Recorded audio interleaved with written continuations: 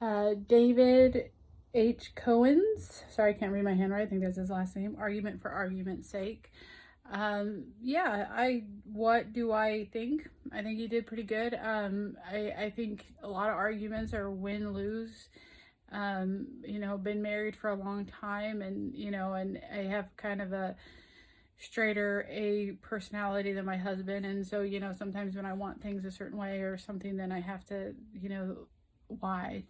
So I've actually learned this lesson in life the hard way, because I do have a tendency to, want things or insist that I'm right. And if I'm right, somebody else is wrong. That's actually, I learned that in counseling in my early 20s, that in order for me to be right, somebody else has to be wrong. And, why would I want, you love your husband and your children, and why do you want them to put in a position? Because you don't even see yourself as wanting to be right. Your ego thinks that I have to be, I don't know, I have a really deep ego need to not be wrong. And so in order for me not to be wrong, somebody else has to be wrong. And so that's, that's actually been a good life. That's actually been a life lesson I've had to learn. And, like I've said, I have, kids, late teenager, early adult. And, if I want things done a certain way, then, I have to be right and they have to be wrong. And it just doesn't encourage very positive relationships with the people around you.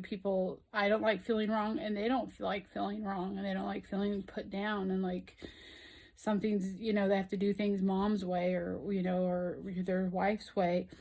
He talked about, compromise. Again, of course, that goes, with any, intimate or close relationship. You're not going to have relationships with people if you're not willing to work in a communal way, such as, I can tell my adult teenage children to do the dishes and put away the dishes this way, and be very, straight about it. And I do it my way, or the highway, or my way's right and therefore your way's wrong and you have to do it my way. Or I can speak to them in a communal sense and say, hey, I have a lot on my plate, I work, I'm going to school, I have a lot of, you guys are adults, and it'd be nice if you guys picked up after yourselves, if you guys, loaded the dishwasher.